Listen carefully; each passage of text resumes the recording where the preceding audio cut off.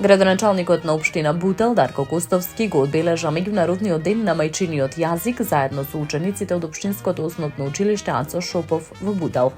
По тој повод, Костовски истакна дека овој ден представува потсетник за богатството и вредноста на јазичната разновидност. Денот на мајчиниот јазик е моќен потсетник за богатството на јазиците. Јазичната шареноликост не потсетува на убавината и силата на нашите разлики. Ние имаме јазик кој е исконски, прадедовски. Неговите корени досегаат во далечното минато до првите просветители Кирил и Методи, истакна Костовски. Во објава на социјалните мрежи, градоначалникот нагласи дека македонскиот народ никогаш не се посомневал во своето постоење, бидејќи го имал јазикот како духовна сила и темел на идентитетот. Македонскиот јазик е непресушен извор кој треба постојано да се следи, да се негува и да се надоградува. Нека ни е честит денот на мајчиниот јазик, порача Костовски.